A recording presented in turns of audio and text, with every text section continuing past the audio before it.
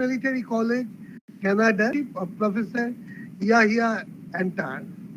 Her research interests include time domain characterization of UWE antennas, UWE on-body channel modeling, MIMO and massive MIMO antennas for millimeter wave 5G cellular communication. She has published articles in journals of international repute and in IEEE international conferences too. She has co-authored a book with Cambridge University Press, Basic Electronics, Principles and Applications. She has received the INA Award for Meritorious Engineering Teachers mentoring engineering teachers by INA Fellows in the year 2015. So with this brief introduction, I would like to hand over the microphone to Debarati, and I'm sure you will hear from her on a very, very relevant and topical subject. So over to her. Thank you. Thank you, sir. So I request Dr. Debarati Ganguly to start her talk. Ma'am, please. Thank you. Good afternoon to everyone, and a very good afternoon to our beloved Bhaskar Gupta sir. It was really an honor to, deliver a lecture here, and I must say this that I have close technical association with sir because he has been he was there in my expert panel for MTech thesis. He was there in my expert panel for 5,000 words pre-doctoral. So we have a very close connection with sir as well. And thank you so much, sir. And thank you, Jadavpur University, IEEE, MTDS, SBC for giving me this opportunity. With this, I would like to start my presentation.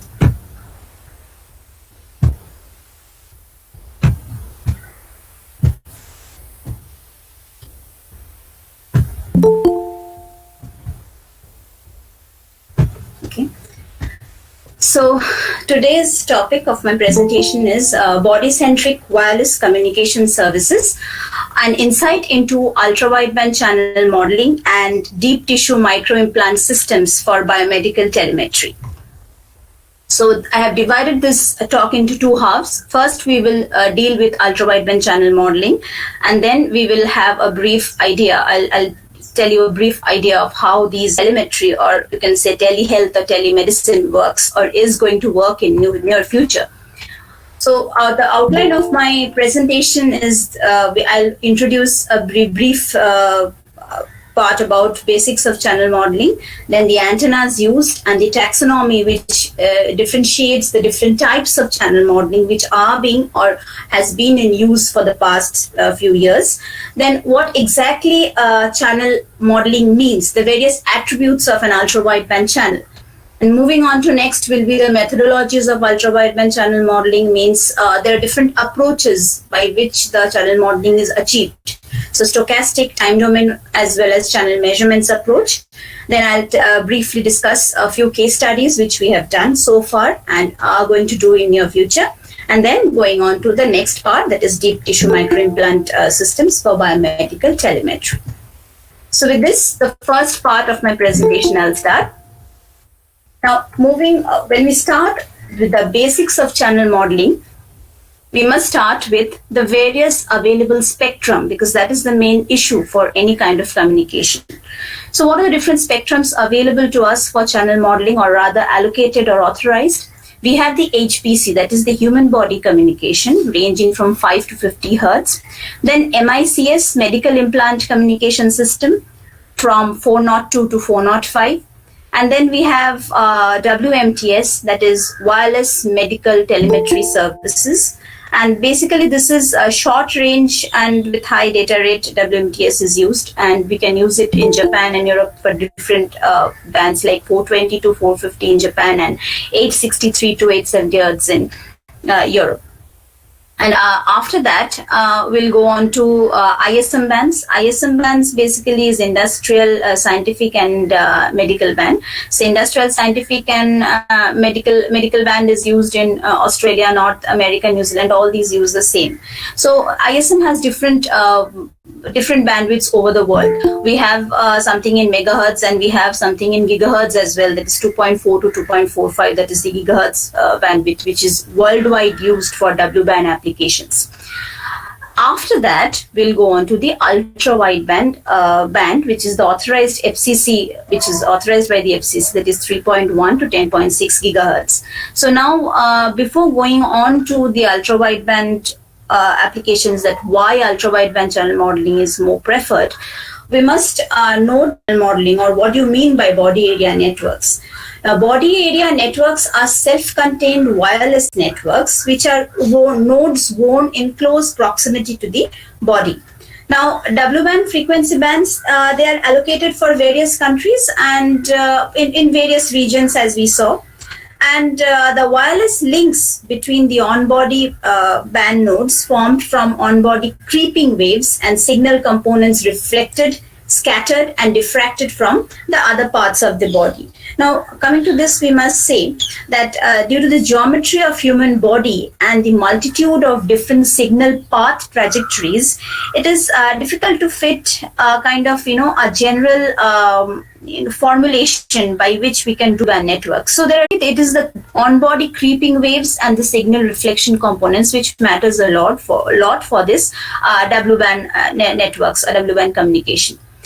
Now, the geometry of the wireless links, they determine whether the channel models, they utilize a free space or they utilize multipath, because you can have a LOS, that is a line of sight, or non-LOS kind of communication link. Now, I'll give you a brief example how this LOS and what is the difference between an W-band LOS and non-LOS, NLOS. So, if we consider an LOS link, say we have a transmit-receive system placed between the front of the waist to the front leg of the body. That is the front part of the body, somewhere in the waist, somewhere in the front part of the leg. So, that is the LOS connection. So there we no need to take into account the various reflections and various diffractions and scattering. But if you have a non-LOS connection, like a communication link, like from back of the body to the front of your chest or front of your tummy, so that means the body itself is creating some obstruction. So even if both the links which I'm talking about now, even if both these links have the same length, but due to NLOS, it faces barriers, and therefore automatically the attenuation increases. So we cannot propose a single communication links. So that is what channel modeling tells us, how and where to approach in which methodology.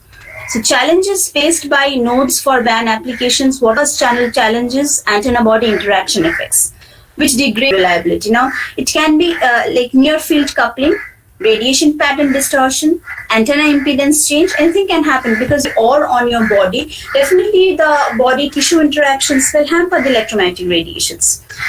Next is the inherent mobility, the very physiological changes, or you can say the posture changes of the body. Body shape changes due to physiological activities, local environment. Maybe you are sitting, running, standing, sleeping. So different activities will have different body communication links, keep on changing. So we cannot say that one single model fits all scenario. No, it cannot. We can have different models for different scenario. We have to choose. We have to be the choosers of which model we should apply or we should take into account to dealing with different types of links. So now coming to why nowadays the focus is on ultra-wideband that authorized bandwidth. Why? Because ultra-wideband, all of us knows it offers the lowest PSD, large bandwidth, low interference, low sensibility to fading, and accurate positioning. Now, thing is that if we have something which can cater to the multipath fading statistics, then ultra-wideband is the best choice, because the entire spectrum is very much close to the noise floor. So the interference and fading, that entire thing is taken care by the ultra-wideband, the spectrum. So that is why people are going for the ultra-wideband channel modeling. to cater to these necessities of or the different attributes of a channel. Now, body-centric channel modeling, there are different types. Now, depending on the frequency band and depending on the structures of them, I mean, whether it is off-body or on-body. So here it is, the taxonomy. We have a narrow-band model.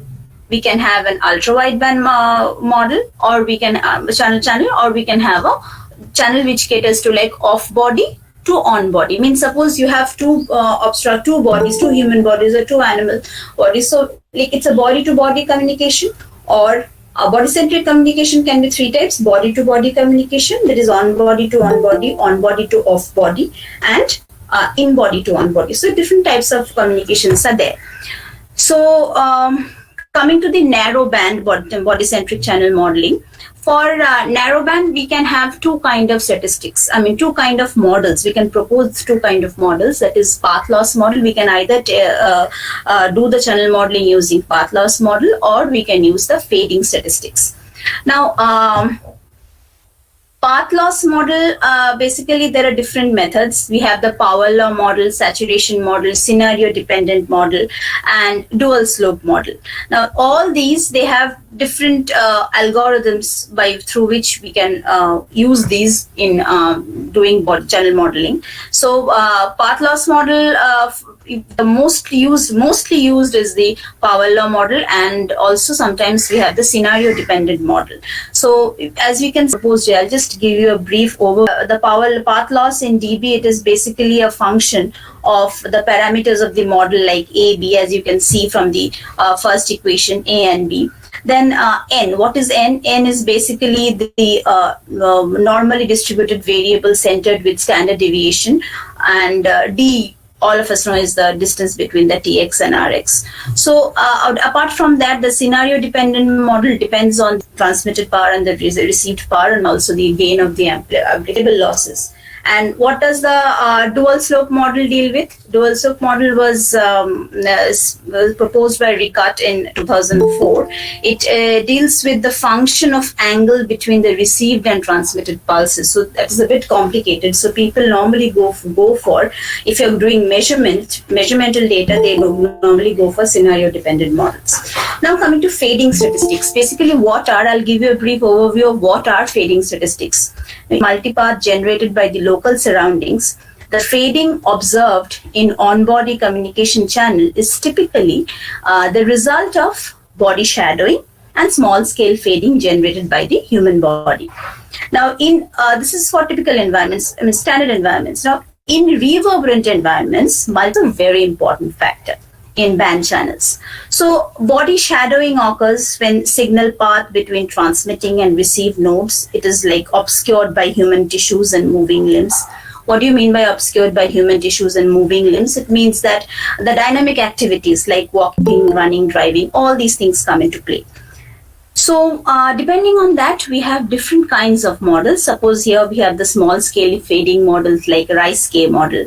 Then our Nakagami M, Rayleigh model, Weibull model. I will talk about this in little detail later, but right now I'm telling you the taxonomy.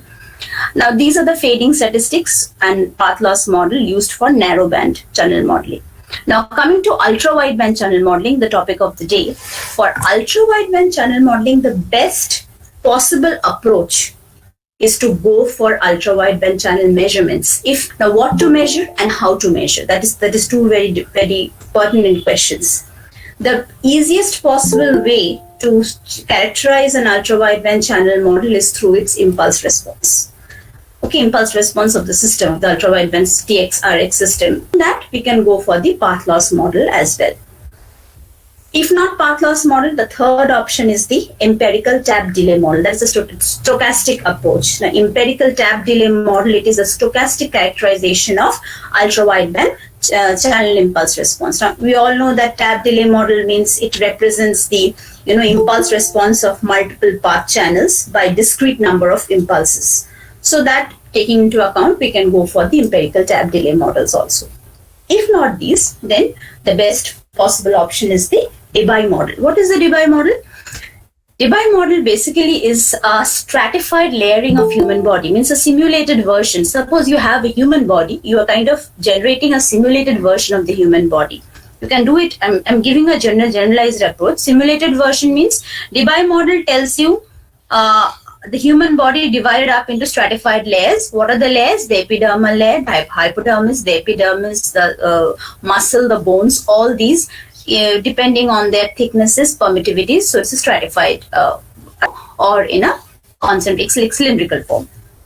And same thing, using this Debye model, we can use it, draw a same thing in a similar type of structures, and we can insert the antenna, keep the antenna on top of the structure and analyze it. Or you can use the whatever model, Debye model is available. Also, off-body and body-to-body communications is a part of body-centric channel modeling. For that, we use interbody channel models using path loss, and there we normally use Nakagami M model or interband communications for ray tracing method. And off-body channel, off-body means like we have one, suppose you have a human phantom, look-alike of a human. So human phantom, you put one antenna on the phantom, the other antenna will be in air. So it's on-body to off-body channel model. So these are the various types of channel modeling. Then coming to the antennas. Now, channel modeling means the antennas definitely will play the pivotal role in DX and RX, as DX and RX. So we have different types of antennas. We can use bow ties, we can use Vivaldi's, we can use PFAS, we can use a microstrip patch. So various antennas can be used for channel modeling, but we have to make sure if we're using for ultra-wideband channel modeling, it should be less dispersive. That is a prior criteria. For as you know, for ultra-wideband communications, the less dispersive antennas, they work the best. So for channel modeling, and then also the existing antenna should be less dispersive. Next, coming to the attributes of ultra-wideband channel. What exactly is channel bandwidth and what effect it has on fading statistics? Plus its frequency dependence, and then the different channel models which are available and documented in literature till date. Now, when we talk about an ultra-wideband channel, we have to look into its delay domain. Delay domain means, or else you can call it time domain, because time domain is invariably an indelible part of an ultra-wideband communication system. So in the delay domain, any received signal, that is, as you all know that frequency and time domain are connected by Fourier transform. So Y tau or YT, that is the signal in time domain, is related to both the transmitted signal and the channel impulse response via convolution. That is, the output is equal to convolution of the input pulse and the channel impulse response, plus some receiver noise, that is enter, that is written here, denoted here also. Now, thing is that the channel, it is not influenced by the bandwidth, because a physical channel, it does not depend on the signals that propagate through it. Okay, rather the channel bandwidth, there are different mathematical models which are used to describe the impulse response for different bandwidths. For example, for narrow band over frequency and their impulse response can be simply defined as kind of, you can see here, impulse response of narrow band is equal to alpha, that is a complex coefficient, into a delay, that is t minus tau, tau minus tau 0. For wideband, the profile of frequency spectrum is varying. It is frequency selective. It's not flat. So this varying frequency response is translated into a delay dispersive impulse response. So this is described by the tab delay model. So we have different impulse responses, and we have a tab different frequencies. Each frequency is varying. So that's why. Ultra-wideband. Now, for ultra-wideband, what happens, besides the frequency variations of the complete channel, each resolvable MPC is a multipath component. There can be various multipaths through which the signal can reach the receiver. So each of the MPC, that is the multipath component, which is resolvable, means which can be traceable, which can be, whose data can be taken. So each resolvable MPC is frequency selected. So accordingly, we can account for the per path distortion. What is the distortion per path of the of each of the multipath component?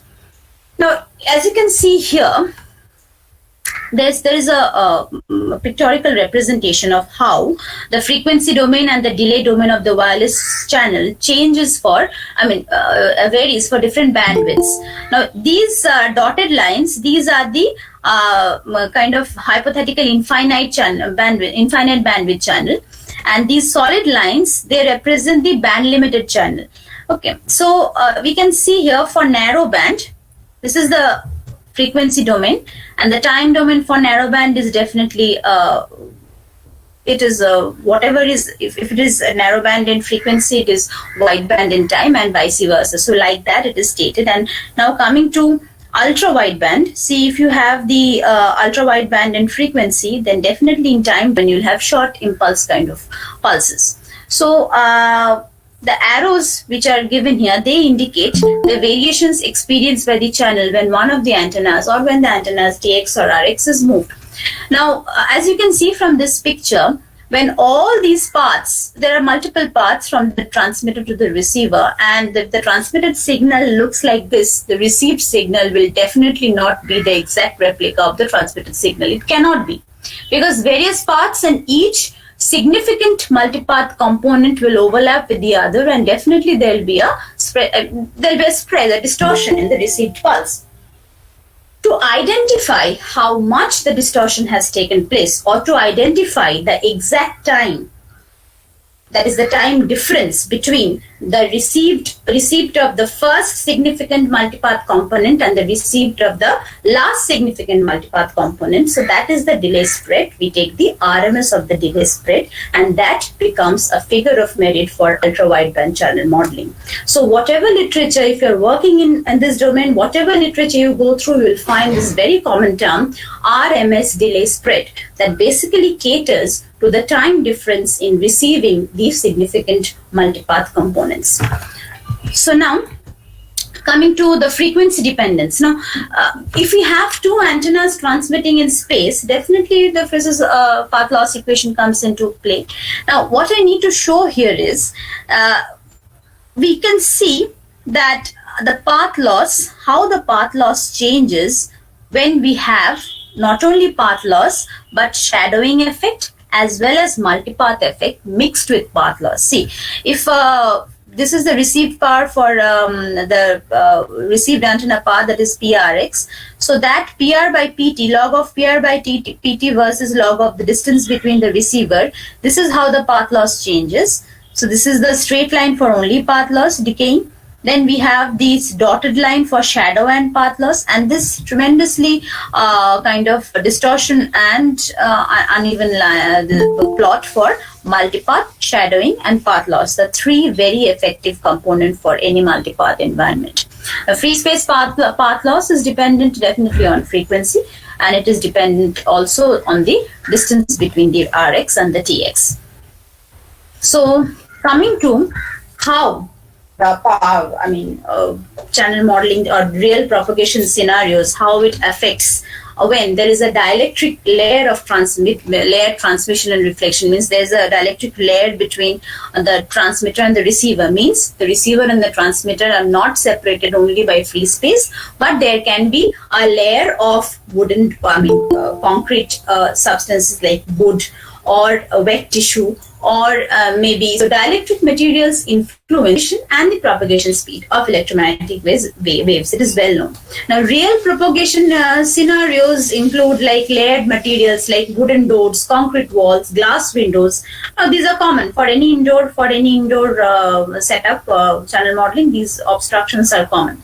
Now, properties of common buildings. The epsilon r has been found to be constant over the allowed or the authorized ultra-wide bandwidth for glass and these concrete materials. But it shows variation for wooden doors, cement, construction bricks. So it depends on the permittivity of the material used as an obstruction. So, and also the humid and wet materials, they have a non-constant epsilon r over frequency. Since the dielectric properties of water, it very largely in the considered band.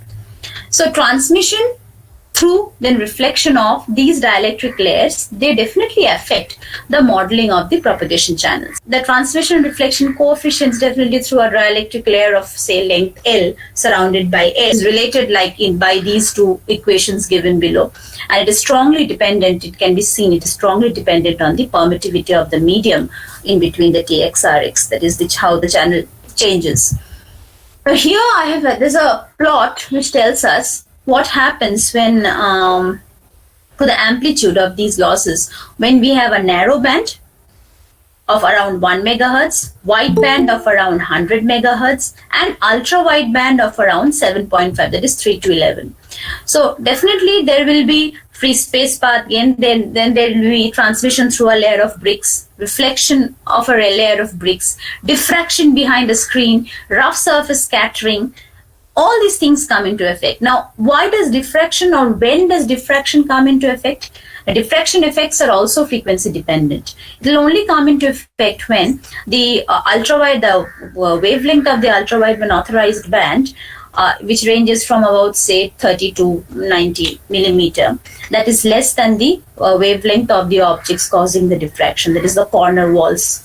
Suppose you have an indoor communication link from this room to that room, you have a wall in between, or at least a part of the wall protruding in. So around the corners, this diffraction. Also, rough surface scattering are frequency dependent too. So what I want to convey is channel modeling is not just the blind stochastic analysis of a channel. We cannot take and kind of uniform channel every time.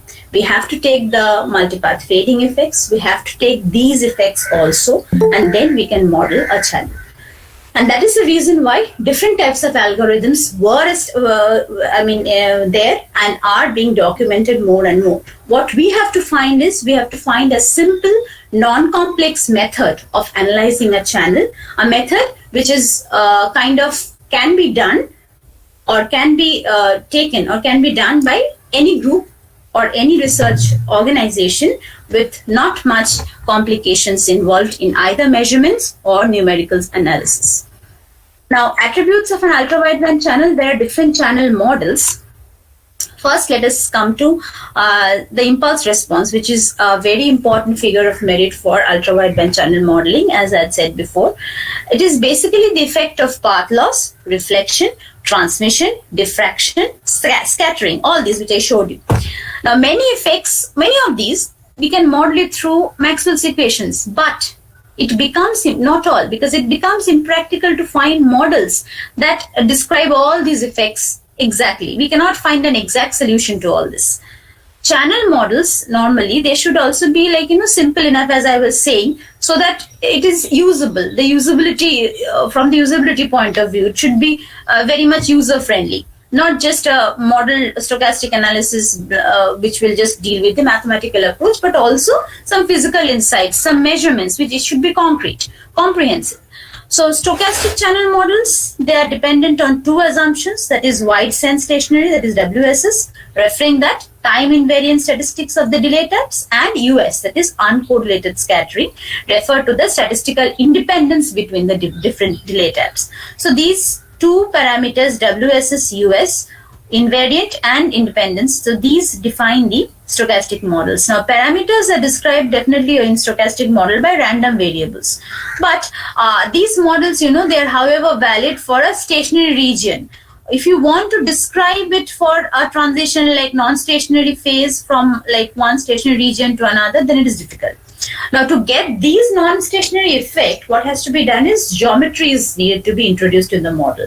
So then the model does not simply remain stochastic channel model, it becomes geometry-based stochastic channel model. So that calls in for more complications. Then comes the ultra-wideband channel models. Then there are two standards of ultra-wideband channel models, that is IEEE 802 15.3a and the IEEE 802 15.4a. So these two are the standardized approaches. Systems were designed for high speed and low speed communications respectively, but both channel models, it can be used to simulate any data rate. Okay, because as I told you, a channel, it is not dependent on the characteristics of the system. operating on it. So the only difference is that 15.3a, it does not include that per path distortion I was talking about for our different multipath components, but 15.4a, it assumes it's like same path per path distortion for all paths. So this is the difference between the two ultra-wideband channels existing standardized channel models. Then coming to the different methodologies, other methodologies which have been used till date or are being used. To start with, I must briefly tell you about the fading types. What are different types of fading? We have the large. All of you must be knowing. We have the large scale fading and we have the small scale fading. Large scale fading caters to path loss and shadowing effect. Small scale fading, it takes care of the multipath delay spread, Doppler spread. Now, multipath delay spread, again, depending on whether it is flat fading or frequency selective fading, depending on whether it is an ultra-wideband channel or a narrowband channel or a wideband channel.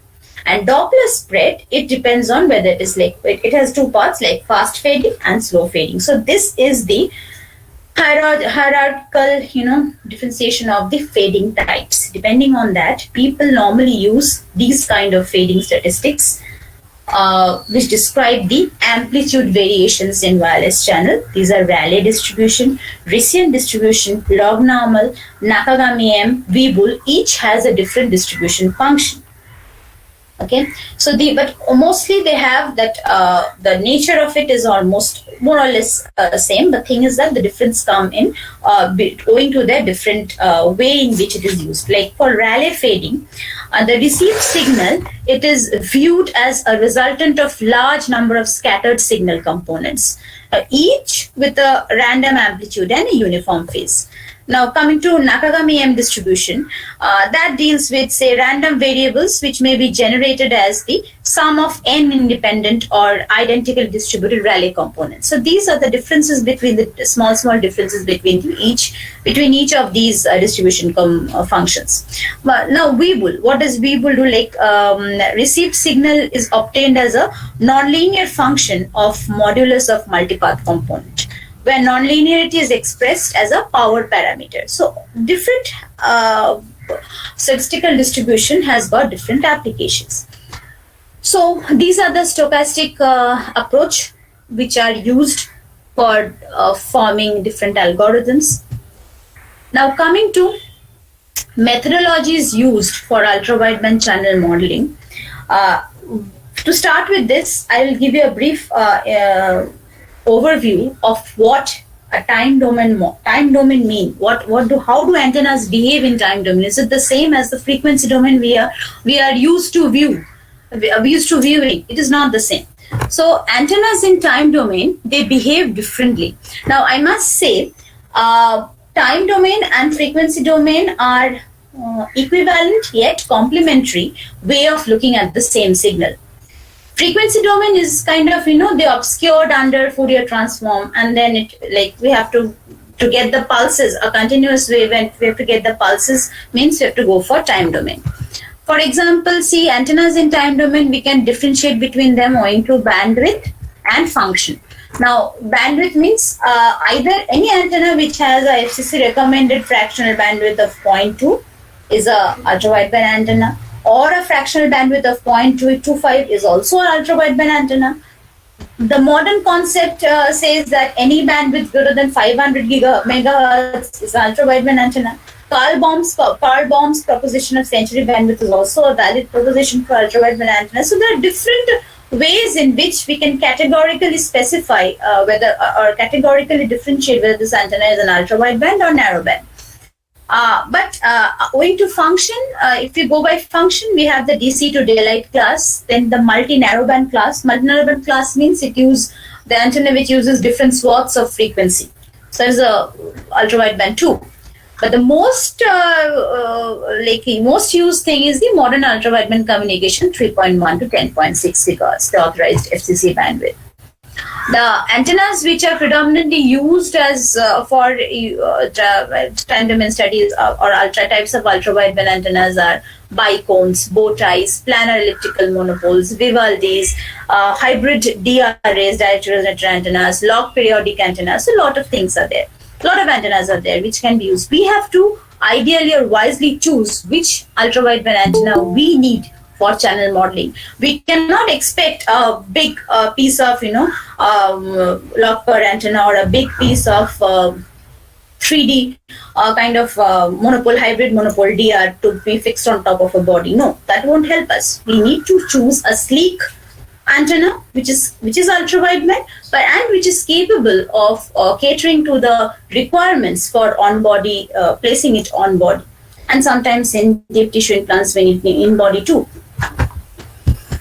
Now, antennas in time domain, the most important part of it is the input signal. Now, when we talk about frequency domain, we have a continuous signal. We don't really think about the input signal. For time domain purposes, the input signal is of paramount importance because we cannot use a continuous signal. We have to use a signal which is short electromagnetic pulse. So, what are the different types? Gaussian family. Gaussian family means a Gaussian pulse and its successive derivatives. They form a group of first-class pulses which can be used for time domain analysis. The mostly used pulse for time domain analysis is the first derivative of a Gaussian pulse, that is a monocycle pulse.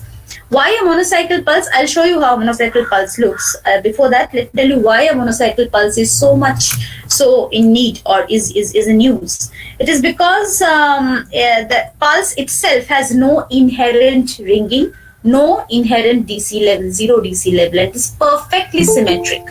That is why we use a monocycle. But yes, for indoor communications, for commercial purposes, they use fifth derivative of Gaussian or seventh derivative of Gaussian because the power spectral density of the fifth and the seventh derivative, they abide by the FCC spectral mask. There is a masking of ultra-wideband signals. So that those two derivatives, pulses, they abide by that law.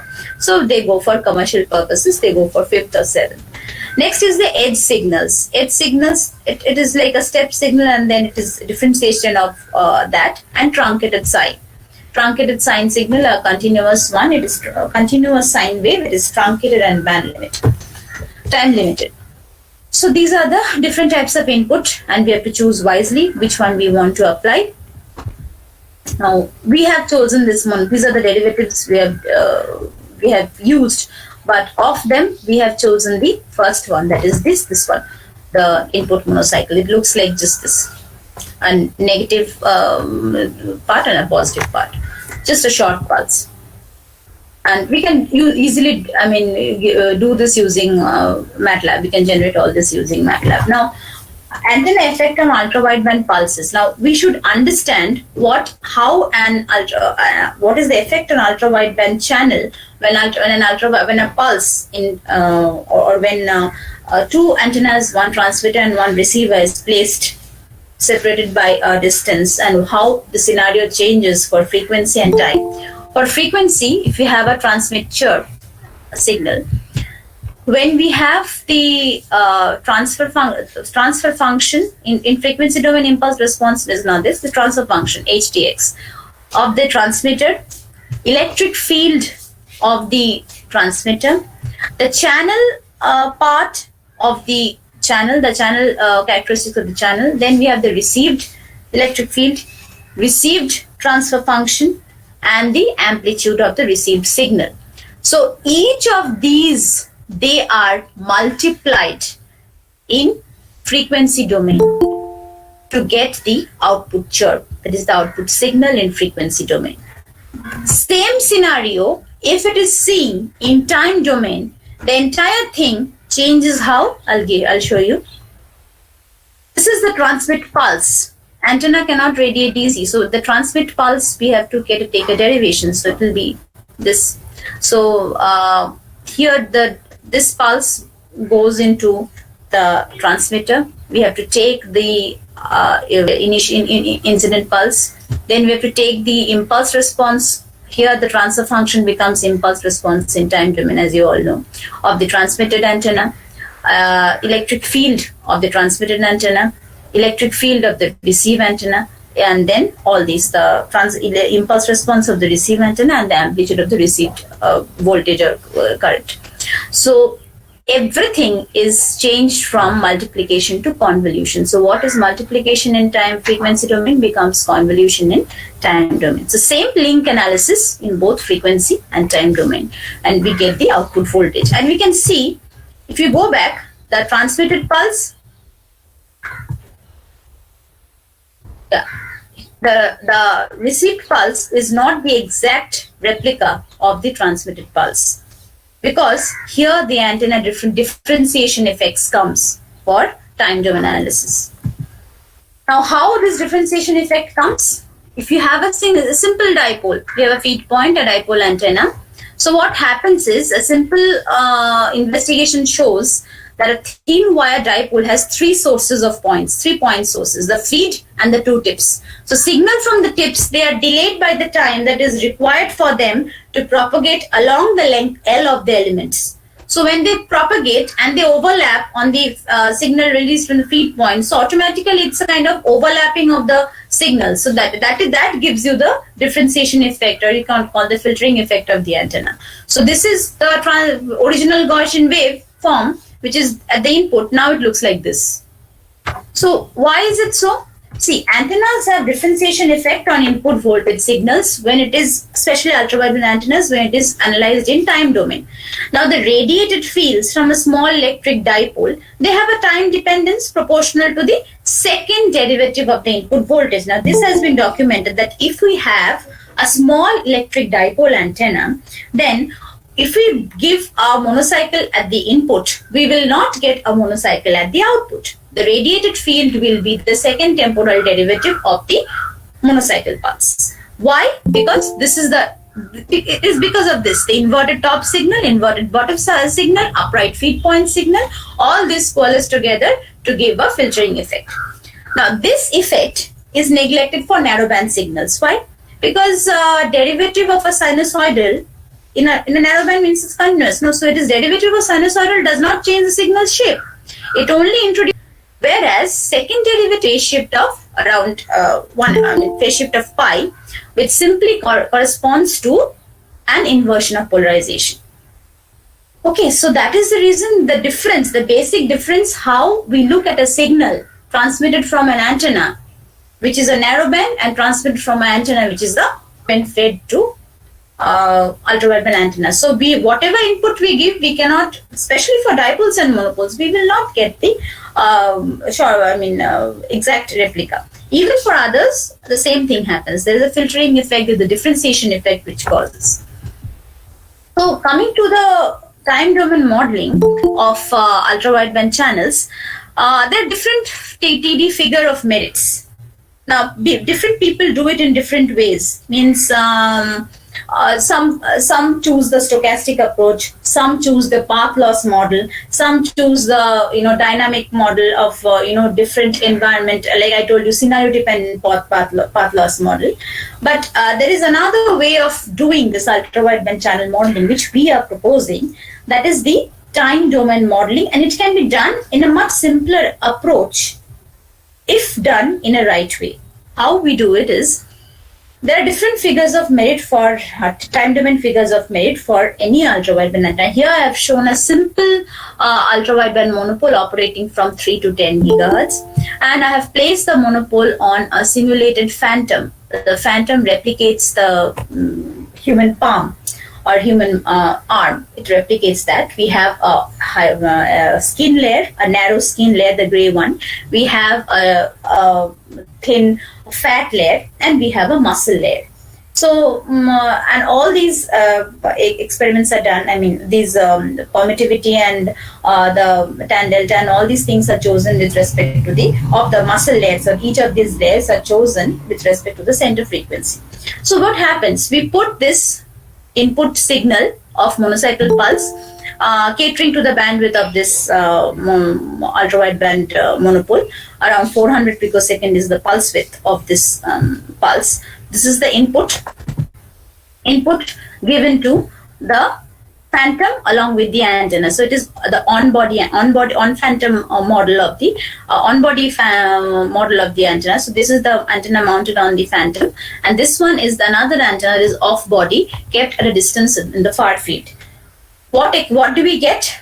We analyze this entire thing numerically through measurements via simulation, and we get these things: the channel impulse response and indoor radio propagation.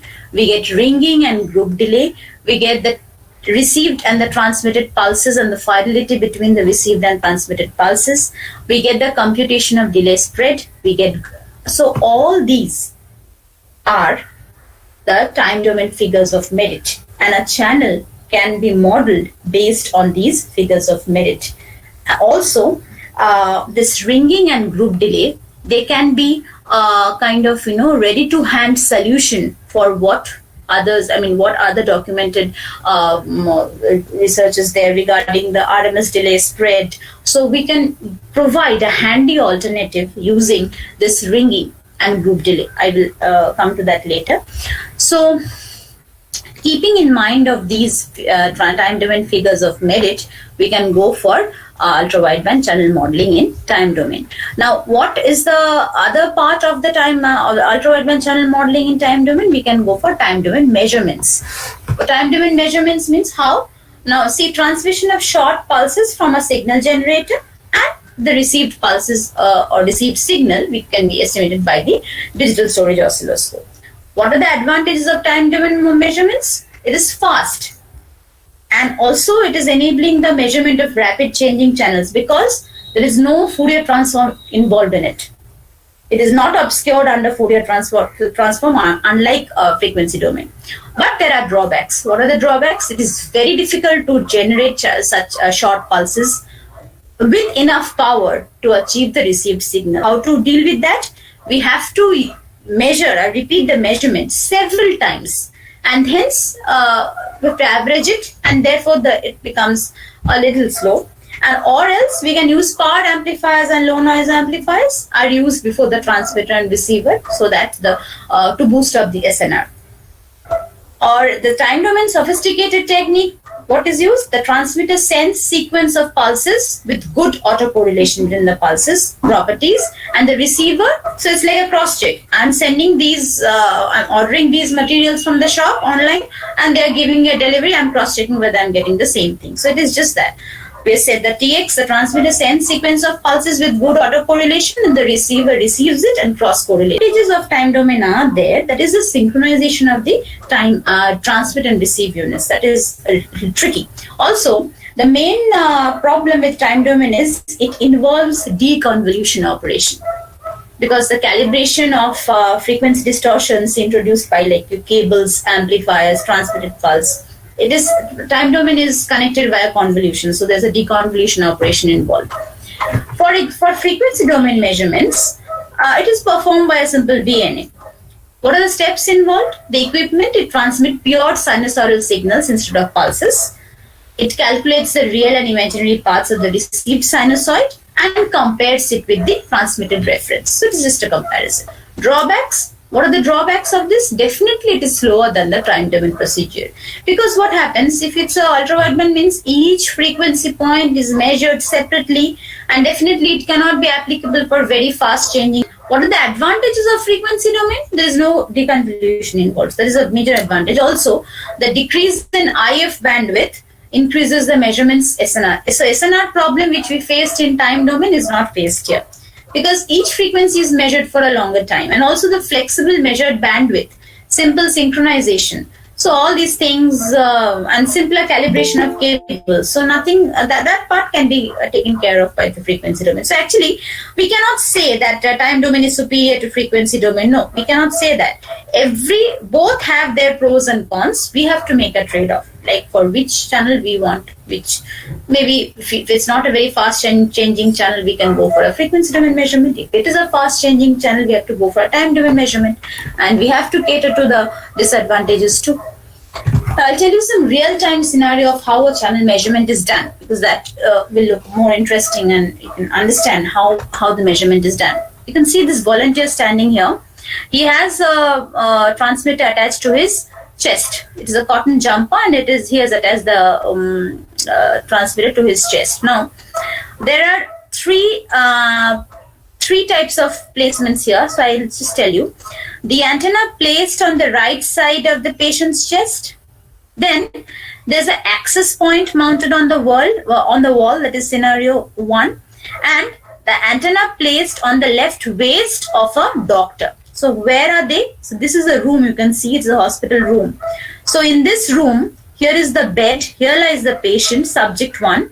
Here is the practitioner, medical practitioner, subject 2. And here is the access point. So we have this left side of the chest attached here, the antenna attached here, and we have the medical practitioner here with the antenna attached to his waist, and we have access power point mounted on the wall. That is scenario 1 and scenario 2.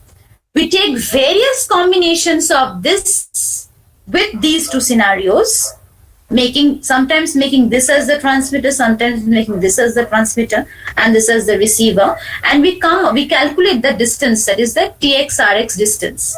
From there, we calculate or we measure, we measure the channel impulse response of the transmitted pulses, impulse response of the impulse response of the receiver and impulse response of the transmitter, and hence calculate the fidelity.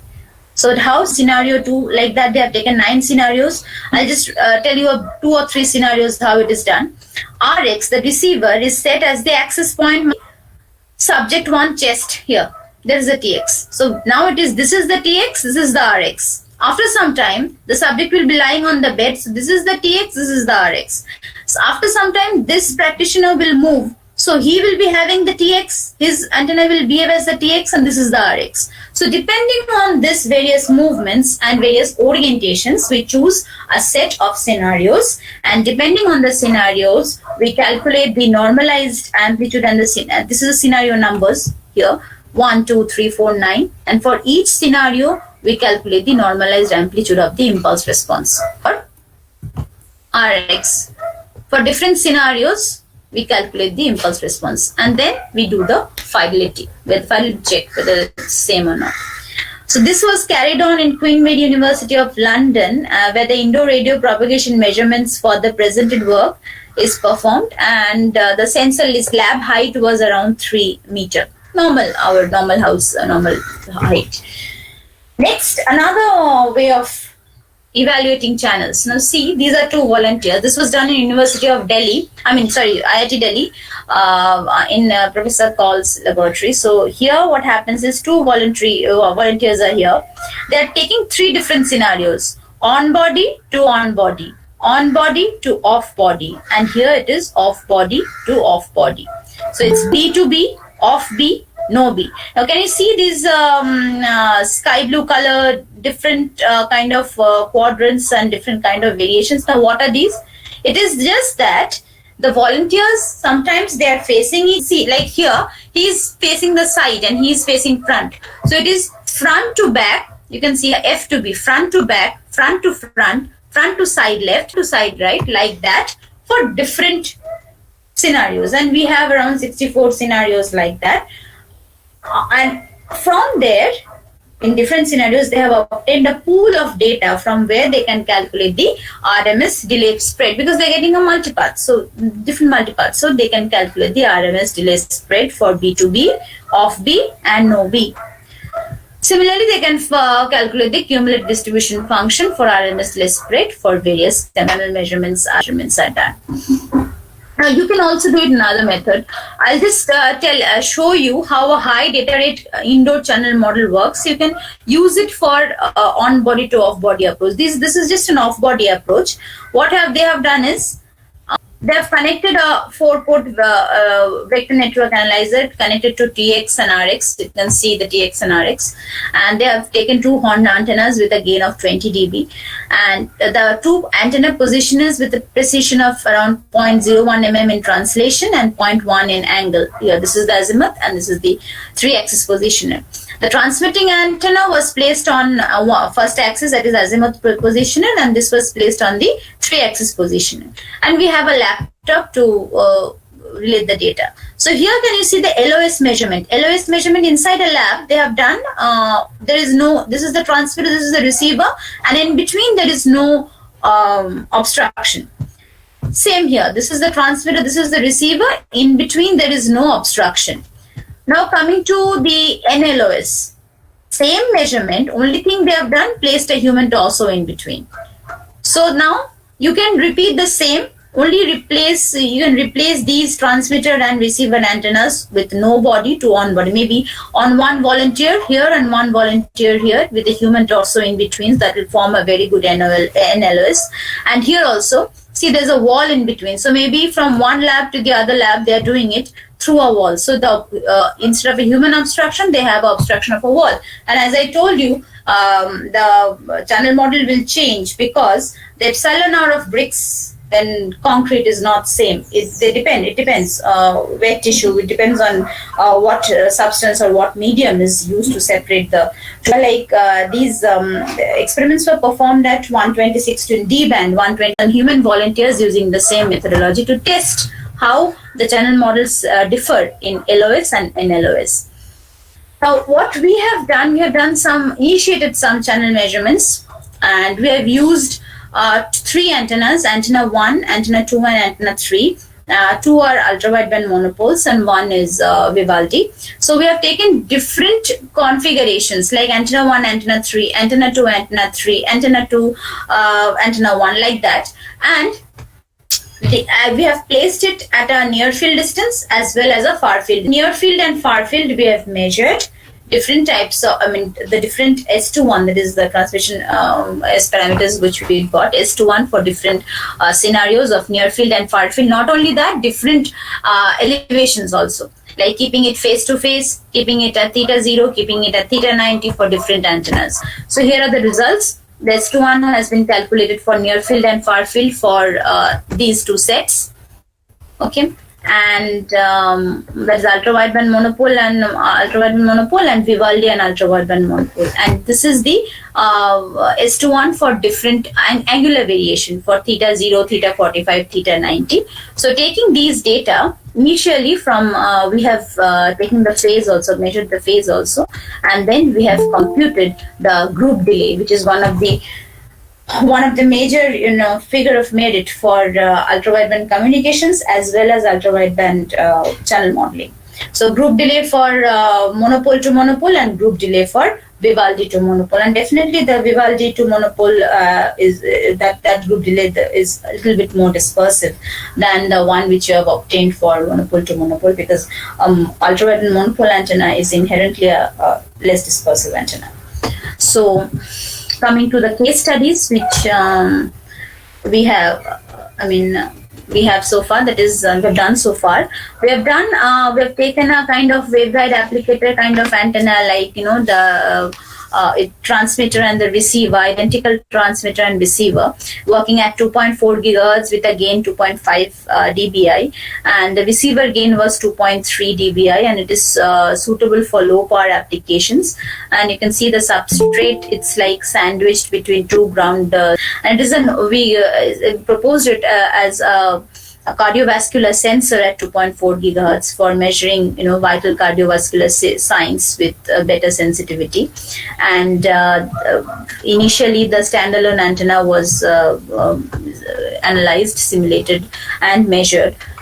And after that, we computed the path loss for different biological tissues. That is the W-band channel modeling on electromagnetic interaction in biological tissues. We took free space, chicken, lean goat meat, and goat meat with bone. So all these samples were used, and all the measurements were done at 25 degrees Celsius, and we found out the permittivity loss and tangent for each of these biological tissues.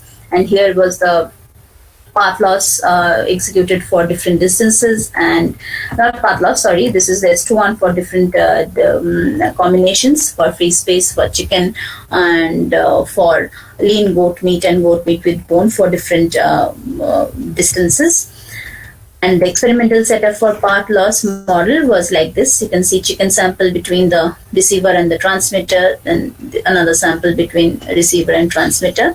And then we calculated the path loss, for free space, for lean meat, for meat with bone, and for chicken.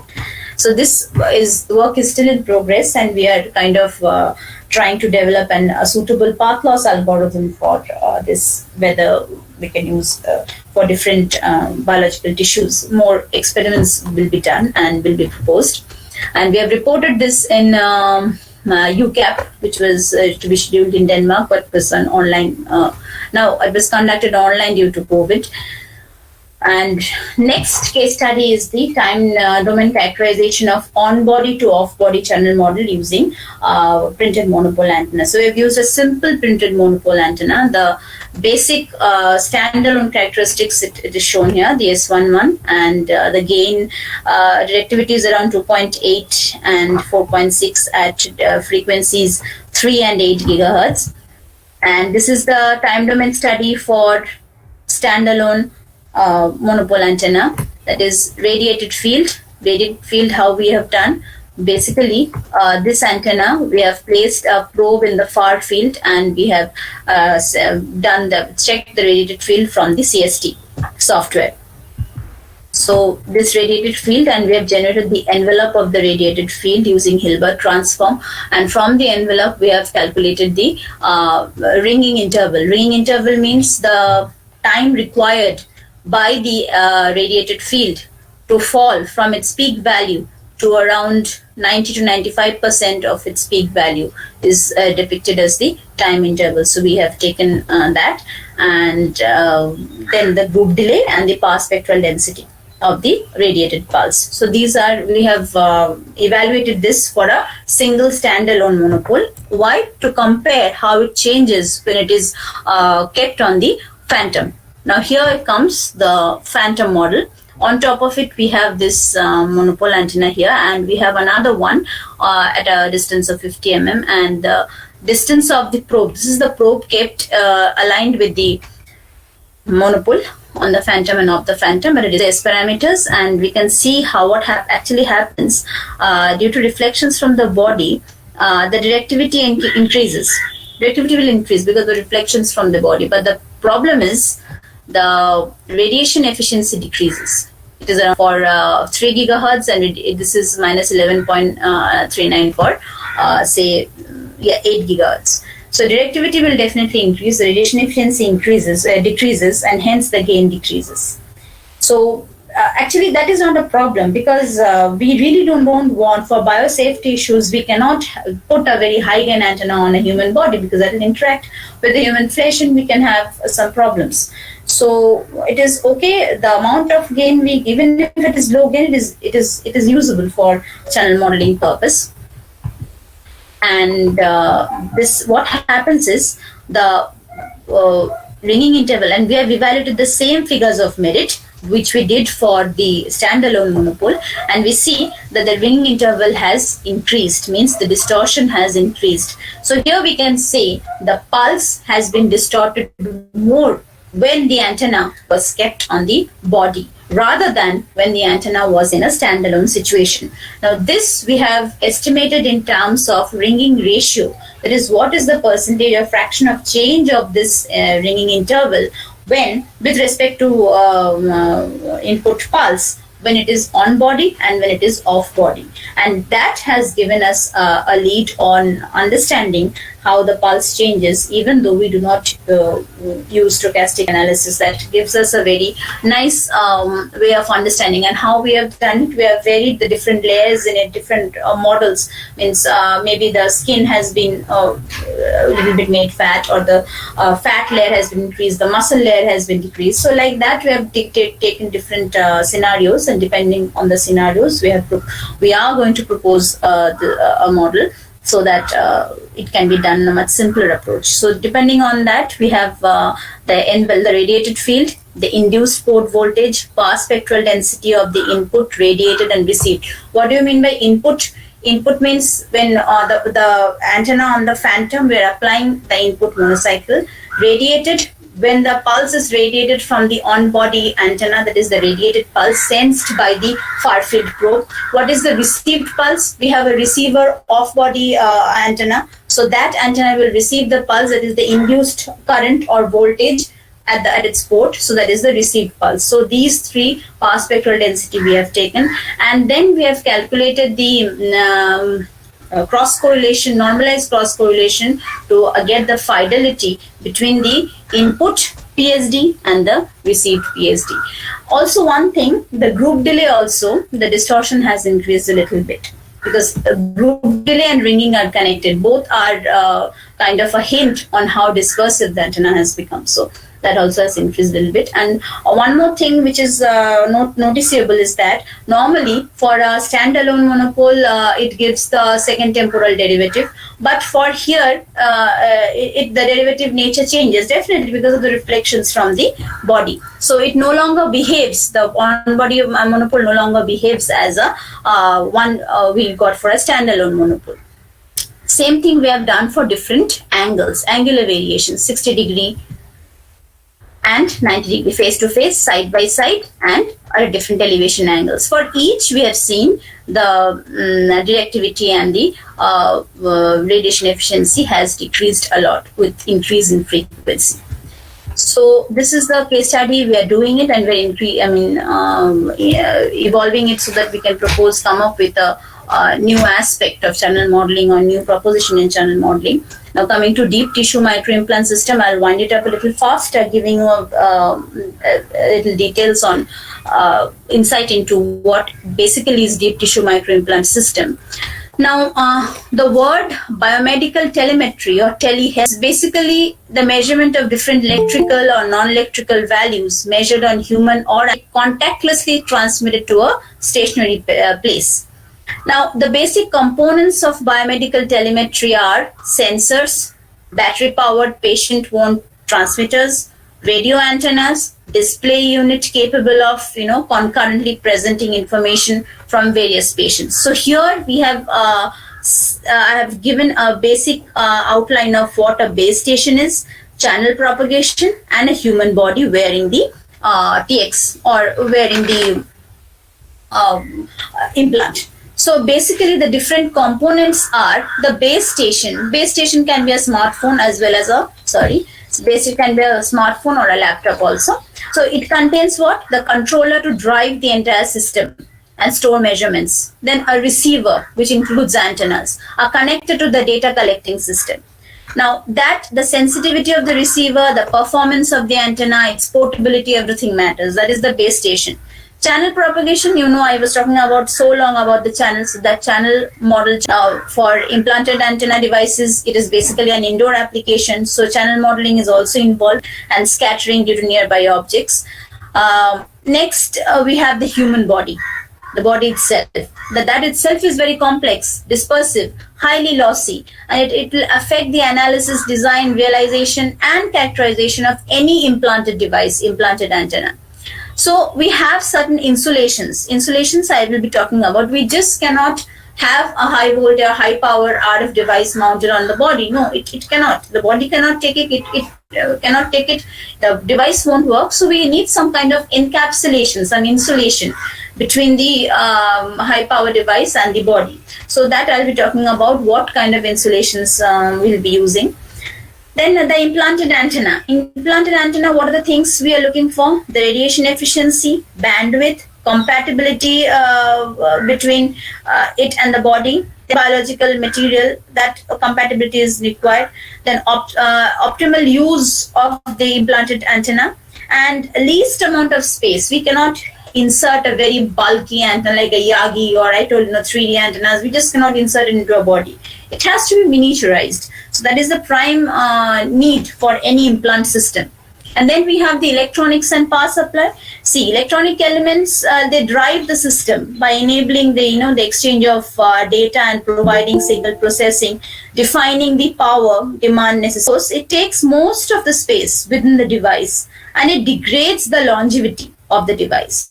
To extend the lifespan, what should be done? We should use internal power supplies or wirelessly transfer power from an external source, or we can use the body's natural process to power the biofuel cells. So something new is coming up. It's like blood sugar energy harvesting. So all these things people are working on. to get the electronics much miniaturized and much simpler. Sensors and the bioactuators. The biosensors and bioactuators are also there. Now, depending on purpose of the IMD, implanted medical device, biological material to monitor physical include biosensors, which utilize biological material to monitor physiological process, and actuators. They are used in active system for automatic drug delivery. So the requirements related to implanted antenna design are miniaturization, safety considerations, wireless communication ability. So we have a link budget, we have to miniaturize the entire device, and some safety concerns. How to miniaturize? Use high permittivity dielectric substrates or superstrates, epsilon are 10, 20 like that. Planar inverted F antenna, PFA antenna. You increase the you lengthen the curves like miniaturized structures. Then loading technique. Loading technique itself is important because you can use a capacitive loading, inductive loading, SRR loading. So these will be is a good choice in gigahertz. But large biological tissue loss will be there in human body, and path loss in free space that has to be catered. Safety considerations. The most important is SAR, specific absorption rate, which restricts, the SAR values. It is averaged over, say, 1 gram of tissue in the shape of less than 1 watt per kg. So it should not be more than like 1.6 or 1 watt per kg. And SAR, it is not much of concern because the output power of the transmitter, as long as it is low. Now, apart from this SAR, we have the temperature limit, focalized temperature limit. Now, temperature normally of these IMDs, it might rise due to absorbed power from the EM field. So important that temperature of the tissue, it should not rise more than 1 to 2 degrees Celsius. And then the effective isotropic power. The maximum limit on IRP should be there to avoid any damages to neighboring. For example, say an implant antenna, if it is used as a transmitting antenna for wireless data telemetry, then input power level check is necessary for safety. Same implant antenna, if it is used as a transmitter, then input power level of that external transmitter antenna should be limited. So like that. I'll not go into much details of wireless communication ability. It is basically a link budget, which is mainly based on the carrier to noise ratio, density ratio. And it is dependent on the transmitted power, transmitter antenna gain, path loss, then the receiver gain and the noise. So all these things are important, and there are different types of implants. First and foremost, we can have something stimulators. Now, what do you mean by stimulators? First category of implants is the one which communicate with external environment to include human body and measure the physiological data. So those are like microsystems to monitor important biosignals, temperature monitored, ECG, blood sugar, glucose, etc. Those are sensors. So those are the capsule endoscopes. I'll talk about that a little bit. Second category, which is shown here, the stimulators. What are the stimulators? Stimulators is they receive information from external unit, okay, and managed by, they are managed and they stimulate the specific nerves. Like you have the cochlear implant. Those are electronic devices which converts mechanical sound energy into electrical signals. Then we have the intracranial. It is used for monitoring the ICP of the head injury. The retinal implant, it passes the damaged photoreceptor of the patient's vision. Okay, so it's like electrical stimulation.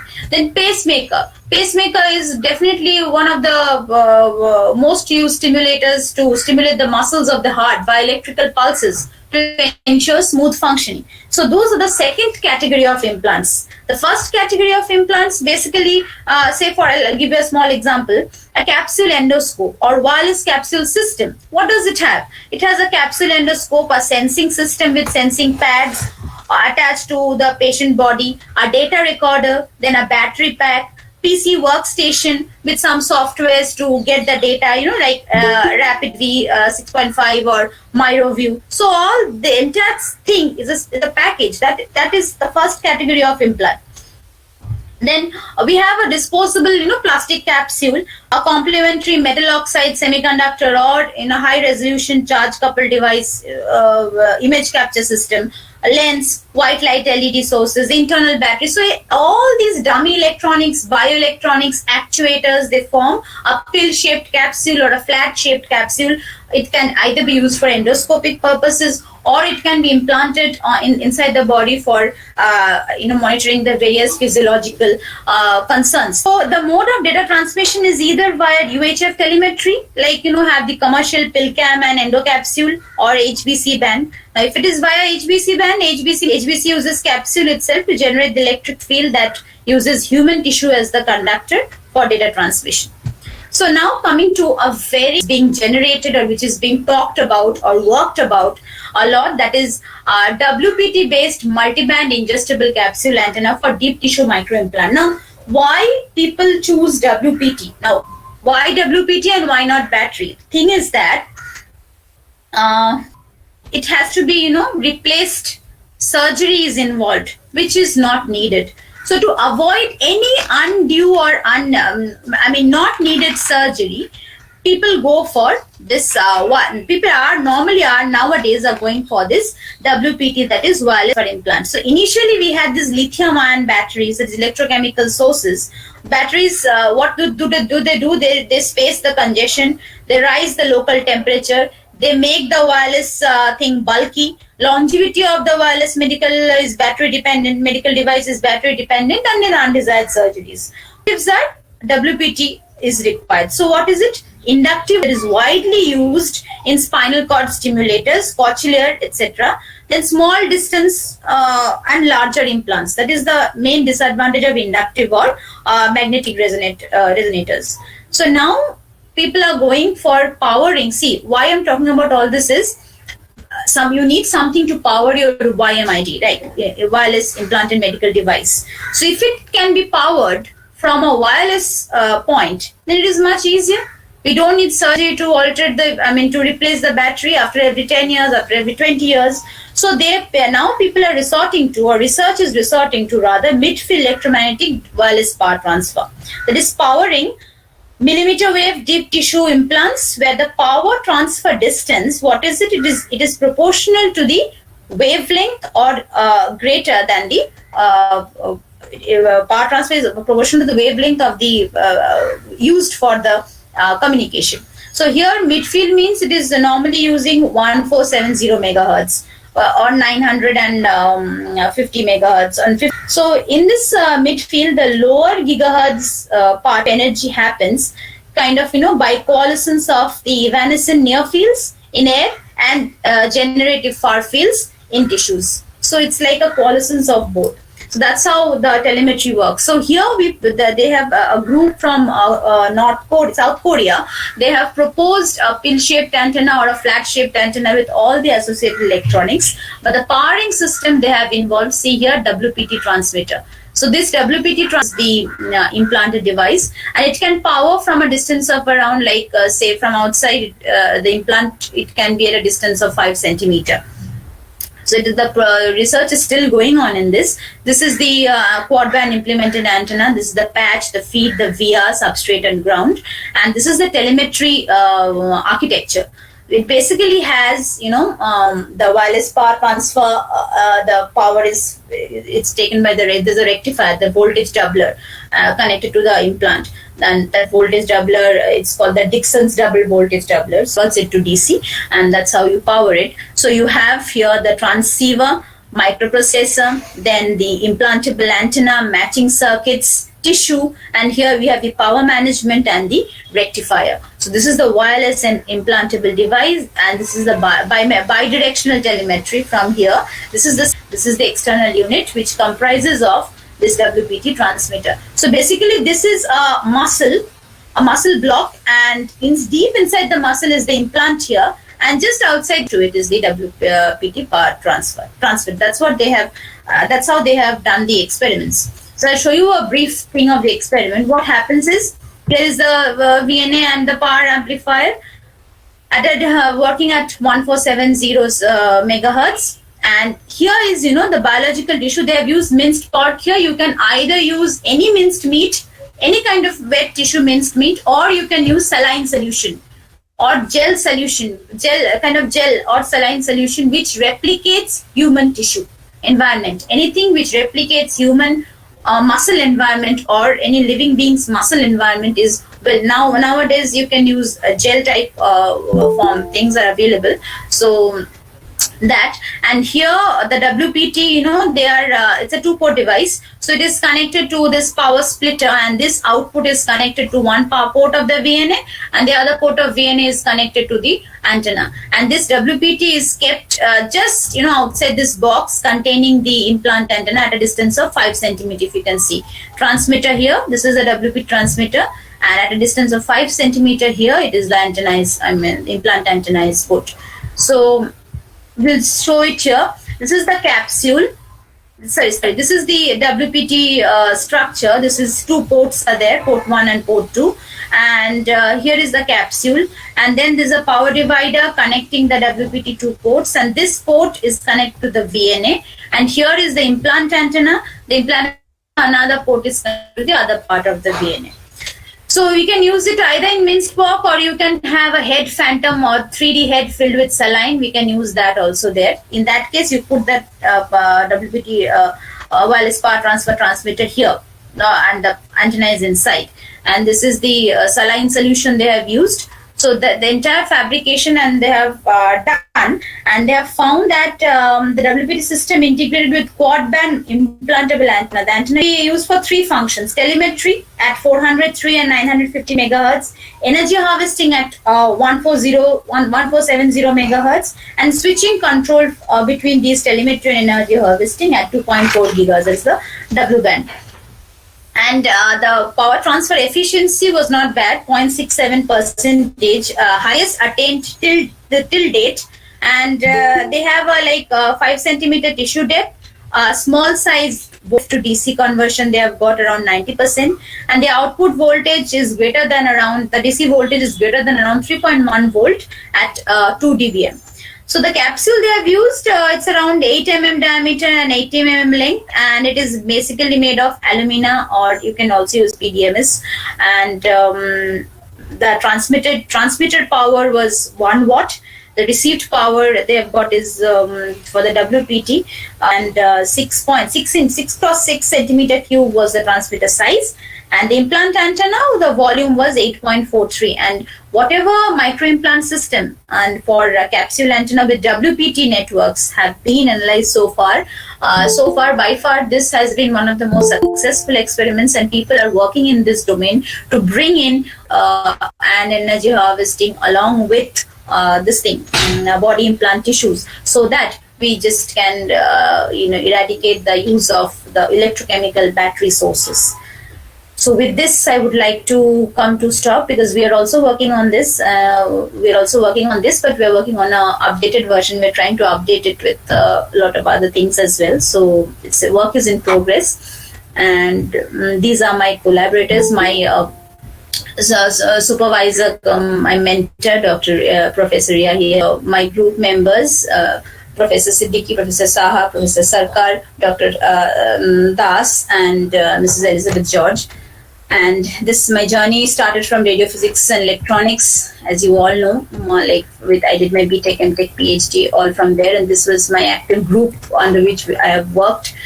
My PhD time, I have worked with this group, and my convocation, which was due last this January, and this was my journey to.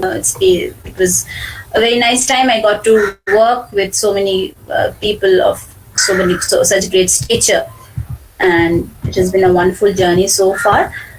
With this, I would like to conclude, and these are my references which I have used for my talk. Thank you so much. Thank you, ma'am, for your such a nice and vast elaborative talk. So people are very much interested. They have posted a number of questions here, so sure. I'd like to read them one by one. Sure. Okay. The first question is quite basic from my side. That is, means how the biological tissue permittivity and conductivity are taken into account when on-body channel modeling is done. Means if you do it by simulation, what we have done is there are a lot of literatures. Hello, am I audible? Yes, you are audible. So there are a lot of literatures which